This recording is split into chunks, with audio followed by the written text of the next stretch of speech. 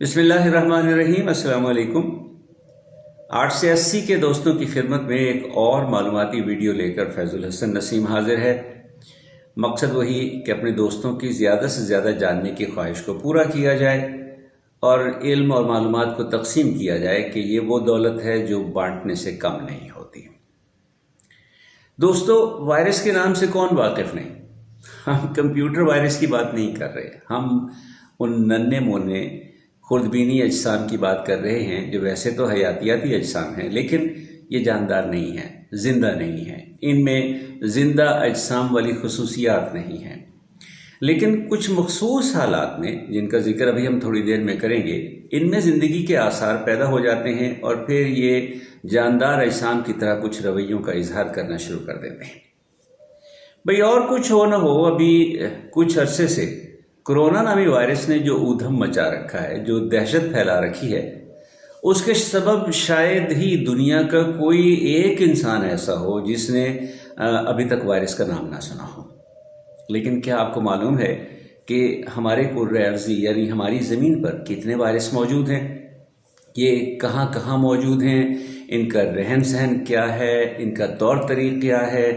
और ये इंसानों के लिए कितने फ़ायदेमंद और कितने नुकसानदेह हैं? आज की वीडियो में हम इसी हवाले से आपसे कुछ मुस्तनद मालूमात शेयर करने लगे हैं। दोस्तों, हमारे कुर्रे अर्ज़ी पर माहिरीन का अंदाज़ा है कि कोई 10 नौनिलियन के करीब वायरल ज़र्रात मौजूद हैं। अब ये नौनिलियन क्या है जनाब? अगर आप एक के हिंसे के बाद 31 सिफर लगा दें तो ये 1 नौनिलियन बनता है। मेरा हिसाब तो कुछ इतना मजबूत नहीं है, आप कोशिश कीजिए, शायद आप ये गिनती कर सकें। लेकिन ये तादाद इतनी ज़्यादा है कि अगर हम कायनात में मौजूद हर सैयारे को एक वायरस दे दें तो भी ज़मीन पर वायरल ज़र्रात बच जाएंगे। सच पूछें तो दुनिया का कोई गोशा ऐसा नहीं जहां वायरस मौजूद ना हो।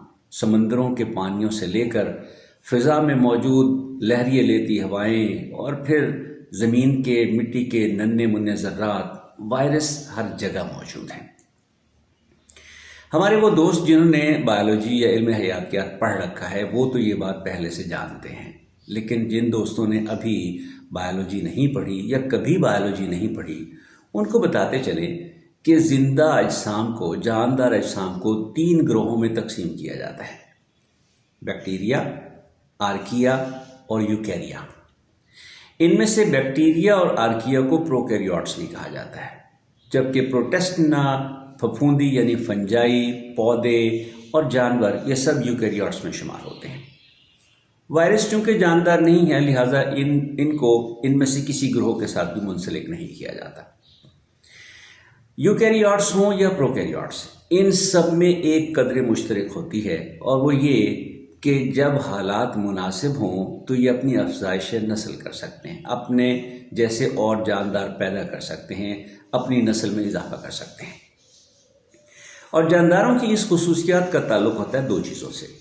एक, उनका जीनियाती मादा जो या डीएनए से या आरएनए से बना हुआ होता है, और दूसरा, ऐसी मशीनरी जो इस जीनियाती मादे में मौजूद मालूमात को पढ़ सकती है, उसके हिसाब से अमल कर सकती है और उस जानदार जैसे और जानदार पैदा कर सकती है। वायरसेस के पास अपना जीनियाती मादा तो होता है, लेकिन इनके पास वो मशीनरी नहीं होती जिसके ज़रिए इस जीनियाती मादे में मौजूद मालूमात को पढ़ा जा सके और फिर नए वायरल ज़र्रात पैदा किए जा सकें। यूँ आप वायरसेस को आधा जानदार कह सकते हैं। चुनाचे वायरसेस को अपनी अफजाइश नस्ल के लिए, अपनी नस्ल बढ़ाने के लिए किसी मेज़बान खलिए या किसी मेज़बान जानदार की ज़रूरत पड़ती है, और जब तक इसको ये मेज़बान ना मिले ये एक बेजान ज़र्रे की तरह इधर उधर लुढ़कता रहता है। दिलचस्प बात यह है कि वायरस हर जानदार या हर खलिए को मेज़बान के तौर पर इस्तेमाल नहीं कर सकता। मिसाल के तौर पर कुछ वायरस सिर्फ बैक्टीरिया को मेज़बान के तौर पर इस्तेमाल कर सकते हैं, उन्हें इन्फेक्ट कर सकते हैं, उन्हें मुतासर कर सकते हैं, उन्हें बीमार कर सकते हैं। ऐसे वायरसेस को बैक्टीरियोफेजेस या फेजेस कहा जाता है। इसी तरह से कुछ वायरस सिर्फ पौधों और जानवरों को मुतासर कर सकते हैं, उन्हें मेज़बान के तौर पर इस्तेमाल कर सकते हैं। اور یہ تخصیص صرف یہیں تک نہیں رہتی بلکہ ہر گروپ کے اندر مزید تخصیص ہوتی چلی جاتی ہے۔ مثال کے طور پر سائنسدانوں نے اندازہ لگایا ہے کہ صرف دودھ پلانے والے جانور یعنی میملز میں کم از کم 3,20,000 قسم کے وائرسز پائے جاتے ہیں۔ یہ ہماری خوش قسمتی ہے کہ اس گروہ سے تعلق رکھنے کے باوجود ابھی تک کی معلومات کے مطابق ہمیں صرف 219 قسم کے وائرس ایسے ہیں جو بیمار کر سکتے ہیں، جو متاثر کر سکتے ہیں۔ انسانوں کو متاثر کرنے والا سب سے پہلا وائرس 1901 میں دریافت ہوا تھا اور اس کا نام ہے یلو فیور وائرس۔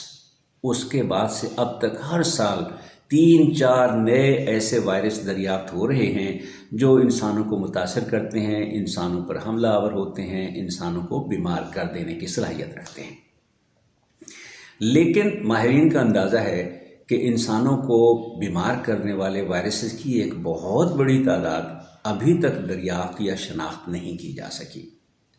ماہرین کے مطابق انسانوں میں پائے جانے والے یا انسانوں کو متاثر کرنے والے وائرسز کی 2/3 تعداد ایسی ہے جو دوسرے جانداروں یعنی جانوروں، خصوصاً دودھ پلانے والے جانوروں اور پرندوں کو متاثر کر سکتی ہے۔ اسی طرح سے انسانوں پر حملہ آور ہونے والے وائرسوں میں سے کوئی 70% کے بارے میں اندازہ یہ ہے کہ وہ جانوروں یعنی دودھ پلانے والے جانوروں یا پرندوں سے انسانوں میں منتقل ہوئے ہیں۔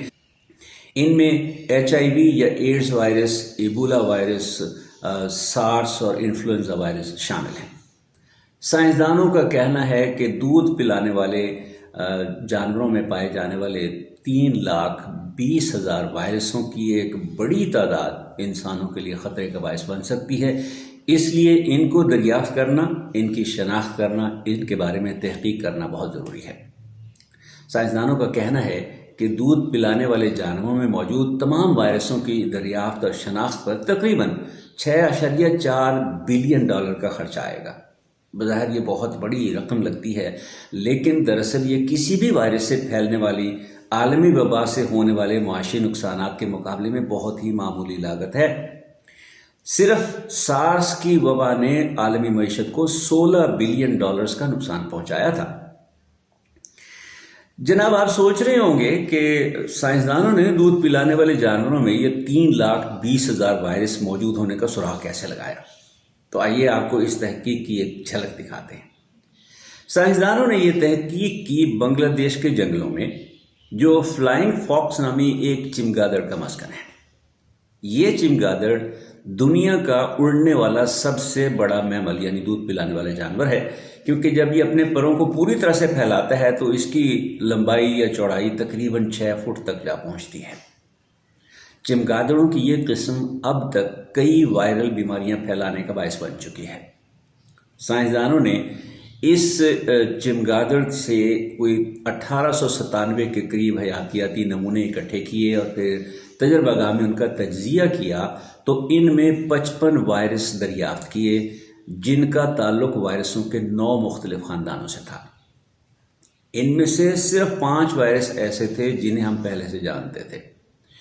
گویا ان نمونوں میں 50 نئے وائرس دریافت ہوئے اور ان میں سے 10 کا تعلق تو وائرسوں کے ایک ہی خاندان سے تھا۔ اس کے بعد جناب شماریات کا استعمال ہوا، حساب کتاب لگایا گیا اور یہ اندازہ لگایا گیا کہ کم از کم 3 نئی قسم کے اور وائرس اس چمگادڑ میں موجود ہونے چاہیے۔ سو یہ طے ہوا کہ فلائنگ فاکس نامی اس چمگادڑ میں کوئی 58 کے قریب، کم از کم 58 کے قریب وائرس موجود ہوتے ہیں۔ اب جناب چونکہ دنیا بھر میں میملز یعنی دودھ پلانے والے جانوروں کی کوئی 5486 اقسام موجود ہیں تو حساب کتاب بہت آسان ہو گیا۔ اگر ہر میمل میں کم از کم 58 وائرس بھی موجود ہوں تو 58 ضرب 5486 جواب آیا 3,18,188، گویا لگ بھگ 3,20,000 وائرس۔ خیال رہے کہ اصل تعداد اس سے کہیں زیادہ ہو سکتی ہے۔ کام ابھی جاری ہے اور محققین اب تک کوئی 240 قسم کے نئے وائرس دریافت کر چکے ہیں۔ 880 کے ساتھیوں، جب کوئی وائرس کسی خلیے پر حملہ آور ہوتا ہے تو وہ 2 میں سے ایک کام کرتا ہے۔ یا تو وہ میزبان خلیے کی ساری مشینری کو اپنا تابع کر لیتا ہے اور اپنے جینیاتی مادے کو استعمال کر کے اپنے جیسے اور وائرل ذرات، بے شمار اور وائرل ذرات پیدا کر لیتا ہے اور یوں تیزی سے اپنی افزائش نسل شروع کر دیتا ہے۔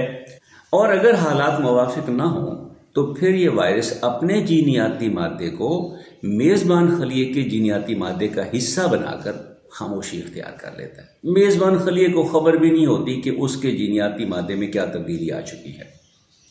پہلی صورت میں تھوڑے ہی عرصے میں اس وائرس کے بہت سارے وائرل ذرات پیدا ہو جاتے ہیں، اس وائرس کی بہت ساری اولاد پیدا ہو جاتی ہے اور الٹیمیٹلی آخر کار وہ اس میزبان خلیے کو تباہ کر کے اس سے باہر نکل آتے ہیں اور پھر ان میں سے ہر وائرل ذرہ مزید صحت مند خلیوں کو متاثر کرتا ہے، ان پر حملہ آور ہوتا ہے، یوں بیماری پھیلتی چلی جاتی ہے۔ وائرس کی زندگی کی اس فیز کو لیٹک فیز کہا جاتا ہے۔ دوسری صورت میں جب وائرس اپنے جینیاتی مادے کو میزبان خلیے کے جینیاتی مادے کا حصہ بنا دیتا ہے تو وائرس کی زندگی کے اس فیز کو لائسوجینک فیز کہا جاتا ہے، اور یہاں جو وائرس ہے یہ خاموش سویا پڑا رہتا ہے، نسل در نسل منتقل ہوتا رہتا ہے، اور جب کبھی حالات موافق ہوتے ہیں تو یہ جاگ جاتا ہے، واپس لیٹک فیز میں چلا جاتا ہے اور اس کا نتیجہ میزبان کی بیماری اور تباہی کی شکل میں نکلتا ہے۔ صرف ایک صورت میں یہ وائرس میزبان کے لیے مہلک ثابت نہیں ہوتا کہ میزبان خلیے کا مدافعتی نظام نہ تو اس وائرس کو میزبان کی مشینری پر قابو پانے دے اور نہ ہی اس کو اپنے جینیاتی مادے کو میزبان خلیے کے جینیاتی مادے کا حصہ بنانے دے۔ دوستو، کسی جاندار کے لیے مخصوص وائرس کا کسی اور جاندار میں داخل ہو کر وبا پھیلانے کی وجہ بھی سمجھ لیجیے۔ یہ عمل زوونوسس کہلاتا ہے، بایولوجی کی اصطلاح میں زوونوسس کہتے ہیں کہ ایک جاندار کے لیے مخصوص وائرس کسی دوسرے جاندار میں چلے جائے اور وہاں بیماری پھیلائے۔ لیکن اس کی وجہ یہ ہے کہ علم حیاتیات یعنی بایولوجی کے مطابق جو جاندار جتنی تیزی سے پھلتا پھولتا ہے اس کے جینیاتی مادے میں اتنی ہی تیزی سے تبدیلیاں واقع ہوتی رہتی ہیں۔ وائرس بھی اپنی افزائش نسل کے وقت چونکہ ایک جاندار کی طرح کام کر رہا ہوتا ہے، لہٰذا یہ اصول، یہ کلیہ اس پر بھی اسی طرح سے لاگو ہوتا ہے۔ اور اگر اس وائرس کا جینیاتی مادہ RNA سے بنا ہوا ہو تو پھر تو سونے پہ سہاگا، کیونکہ یہ تبدیلیاں اور بھی تیزی سے واقع ہوتی ہیں۔ یہ ایک ارتقائی عمل ہے، یعنی ایوولوشنری پروسیس ہے، جس کے ذریعے اس جاندار کے بہت سارے میوٹنٹس بن جاتے ہیں۔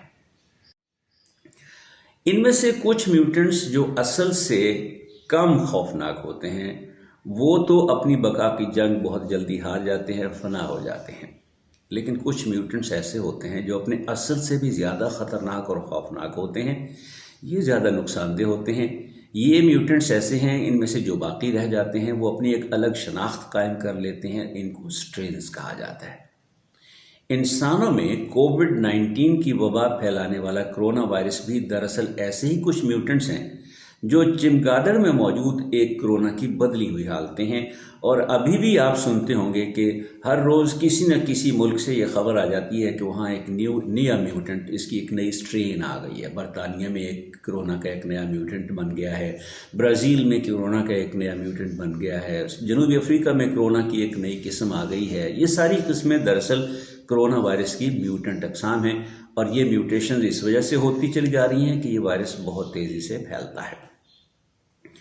ماہرین کا اندازہ ہے کہ صرف دودھ پلانے والے جانوروں اور پرندوں میں لگ بھگ 1.7 ملین یعنی 17 لاکھ کے قریب ایسے وائرس موجود ہیں جن سے ابھی تک انسان آشنا نہیں ہے۔ ان میں سے کوئی ایک وائرس کب اور کیسے انسانوں میں گھس کر خطرے کا باعث بن سکتا ہے، سائنسدان اس بارے میں مسلسل تحقیق کر رہے ہیں۔ ایڈز کا وائرس ہو، ایبولا وائرس، سارس کا virus, Zika virus, influenza virus, اور اب SARS-CoV-2 کووڈ-19 پیدا کرنے والا وائرس، یہ سارے ایسے وائرسز ہیں جن کا جینیاتی مادہ RNA سے بنا ہوا ہے، اور یہ زوونوسس کے عمل کے ذریعے جانوروں سے انسانوں میں منتقل ہوئے ہیں اور انسانوں میں بیماری پیدا کرنے کا باعث بنے ہیں۔